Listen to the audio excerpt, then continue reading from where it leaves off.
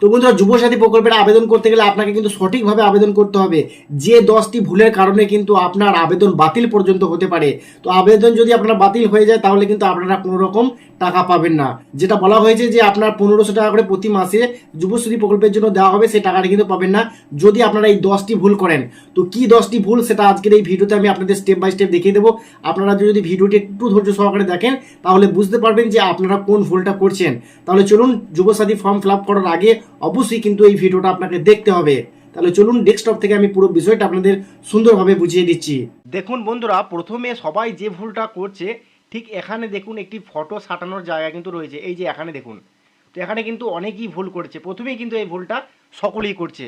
যেমন এখানে কিন্তু লেখা আছে দেখুন, colour passport size photo paste here sign in upper white portion. তো বন্ধুরা, আপনাকে কিন্তু সিগনেচারটা ঠিক এই জায়গায় করতে হবে। ঠিক আছে, অনেকেই কী করছে, ফটোর উপরের দিকে কিন্তু করে দিচ্ছে, বা ফটোটা সাঁটানোর পর ফটোর উপর দিয়ে করছে। তো বন্ধুরা, এইখানে কিন্তু আপনাকে সিগনেচার করতে বলা হয়নি বা সই করতে বলা হয়নি। আপনাকে বলা হয়েছে আপার, অর্থাৎ আপনাকে কিন্তু আপনার ফটোর উপরের দিকে কিন্তু আপনাকে সিগনেচার বা সাইন করতে হবে। ঠিক আছে, এটা হচ্ছে প্রথম ভুল। এই ভুলটা কিন্তু আপনারা করবেন না। তারপরে যে ভুলটি সবাই করছে, এখানে দেখুন মোবাইল নাম্বার, এখানে দেখুন mobile number with bank account, মানে আপনার মোবাইল নাম্বারের সঙ্গে লিঙ্ক আছে সেরকম একটি ব্যাঙ্ক অ্যাকাউন্ট কিন্তু আপনাকে দিতে হবে। যেটা আপনার কিন্তু একটু নিচের দিকে যদি আপনারা আসেন, আমি আপনাদের দেখিয়ে দিচ্ছি, একটু নিচের দিকে আসেন, এখানে দেখবেন আপনারা ব্যাঙ্ক অ্যাকাউন্ট ডিটেলস কিন্তু রয়েছে। এই যে বন্ধুরা এখানে দেখুন, এই যে এখানে দেখুন আপনার ব্যাঙ্ক অ্যাকাউন্ট ডিটেলস বসানোর জায়গা রয়েছে। তো এখানে যে ব্যাঙ্ক অ্যাকাউন্টটি আপনারা দেবেন, ঠিক আছে, সেই ব্যাঙ্ক অ্যাকাউন্টের সঙ্গে আপনার মোবাইল নাম্বার লিঙ্ক আছে, সেই মোবাইল নাম্বারটা কিন্তু আপনাকে দিতে হবে। আবারও বলে দিচ্ছি আমি আপনাদের, এই ভুলটা কিন্তু অনেকেই করছেন।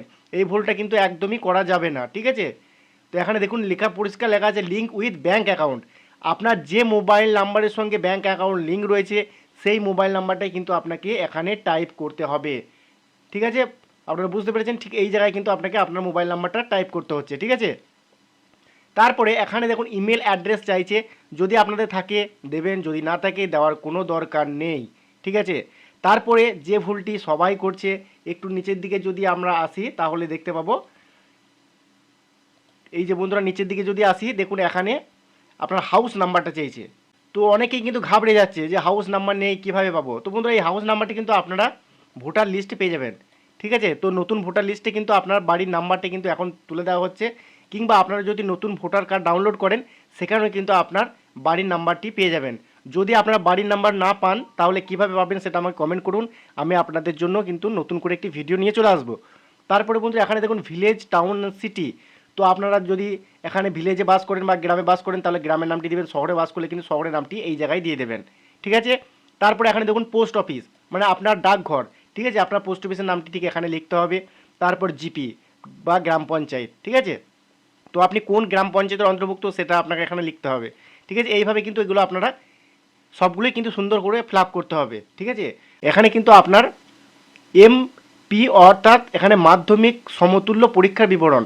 যদি আপনারা মাধ্যমিক পাস করে থাকেন তাহলে আপনারা কোন বোর্ড থেকে পাস করেছেন সেই বোর্ডটি কিন্তু আপনাকে এখানে সিলেক্ট করতে হবে। ঠিক আছে, এখানে দেখুন রোল এখানে আপনারা কিন্তু পেয়ে যাবেন, এখানে যে বোর্ডটা আপনারা পেয়ে যাবেন, এখানে দেখুন কোন বোর্ড থেকে পাস করেছেন সেই বোর্ডগুলো কিন্তু রয়েছে।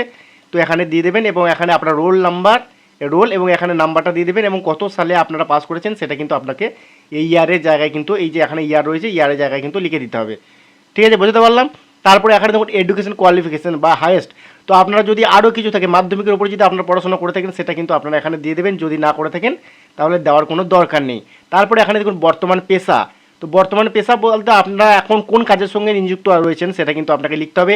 যদি কোনো কাজের সঙ্গে নিযুক্ত না থাকেন তাহলে কিন্তু আপনারা নাথিং কিন্তু এখানে লিখে দেবেন। ঠিক আছে, তারপরে বন্ধুরা একটু যদি নিচের দিকে আসেন দেখুন এখানে আরও একটি কিন্তু ভাইটাল পয়েন্ট রয়েছে, ভালো করে দেখুন। এই জিনিসটা কিন্তু অনেকেই ভুল করছে। এই যে বন্ধুরা এখানে দেখুন পরিষ্কার কিন্তু এখানে রয়েছে, দেখুন এখানে যে আপনার মাধ্যমিকের অ্যাডমিট কার্ড কিন্তু আপনাকে দিতে হবে, জেরক্স কপি, মাধ্যমিকের মার্কশিট দিতে হবে।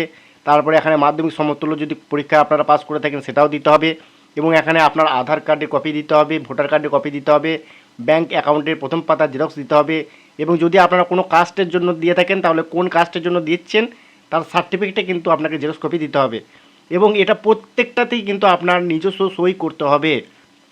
বোঝাতে পারলাম? প্রত্যেকটা সিগনেচার কিন্তু আপনাকে করতে হবে, প্রত্যেকটা জেরক্সে কিন্তু আপনাকে সিগনেচার করতে হবে। তো অনেকেই রয়েছেন যারা সিগনেচার করছেন না, জমা দিয়ে দিচ্ছেন। তো জমা দেওয়ার আগে অবশ্যই কিন্তু আপনারা সিগনেচার করে নেবেন প্রত্যেকটি জেরক্স কপি দিয়ে, তারপরে আপনারা জমা দেবেন। এটা হচ্ছে আপনাদের আরও একটি ভুল, ঠিক আছে। তারপরে আমি যে জিনিসটা দেখাবো, এখানে দেখবেন বন্ধুরা আপনাকে কিন্তু সিগনেচার করতে বলা হয়েছে। তো এখানে আপনার যে সিগনেচার, সেই সিগনেচারটা আপনারা এই জায়গায় করে দেবেন। এবং এই যে এখানে দেখুন, এই এখান থেকে এই পার্টটি কিন্তু আপনাকে যখন আপনারা আবেদন করতে যাবেন তখন কিন্তু এই পার্টটি কিন্তু আপনাকে দিতে হবে, বা একনোলেজমেন্ট স্লিপটি দিতে হবে। অবশ্যই কিন্তু এখানে আপনার রেজিস্ট্রেশন নাম্বারগুলো কিন্তু লেখা থাকবে, ঠিক আছে।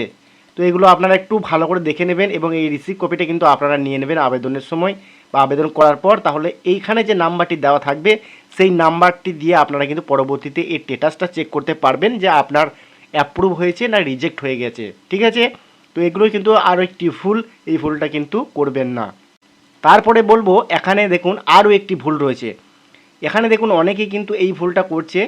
এখানে পরিষ্কার কিন্তু লেখা রয়েছে, দেখুন, উপভোক্তার নাম মাধ্যমিক বা সমমানের পরীক্ষা অনুযায়ী, ঠিক আছে। তো অবশ্যই কিন্তু আপনার অ্যাডমিট কার্ডে যে নামটি রয়েছে সেই নামটি কিন্তু আপনাকে এখানে দিতে হবে। দিয়ে আপনারা কিন্তু মানে এখানে বেনিফিশিয়ারি নেমে জায়গায় কিন্তু আপনার মাধ্যমিক পাস যে সার্টিফিকেট বলুন, অ্যাডমিট কার্ড বলুন, সেখানে যে নাম আছে সেই নামগুলো কিন্তু আপনাকে দিতে হবে। বুঝতে পারলাম? তো এইগুলো যখন আপনারা দিয়ে দেবেন, সঠিকভাবে আপনারা দিয়ে আবেদন করবেন, আশা করছি আপনাদের আবেদন কিন্তু অ্যাপ্রুভ হয়ে যাবে। আর অ্যাপ্রুভ হয়ে গেলে আপনারা কিন্তু 1500 টাকা করে প্রতি মাসে পেয়ে যাবেন। তাই অবশ্যই কিন্তু আপনারা সুন্দর করে সঠিকভাবে দেখে আপনার ফর্মটি ফিল আপ করুন। আশা করছি আপনারা 1500 টাকা প্রতি মাসে পেয়ে যাবেন। তো বন্ধুরা, যদি ভিডিওটি ভালো লাগে অবশ্যই একটি লাইক দিয়ে দেবেন, এবং জনস্বার্থে প্রচারের জন্য একটু ভিডিওটি শেয়ার করে দেবেন যাতে অনেক মানুষের উপকারে আসে। তো আজকের মতো ভিডিও এখানেই শেষ করছি, দেখা হচ্ছে নেক্সট ভিডিওতে। ততক্ষণ সকলেই ভালো থাকবেন, সুস্থ থাকবেন। ধন্যবাদ।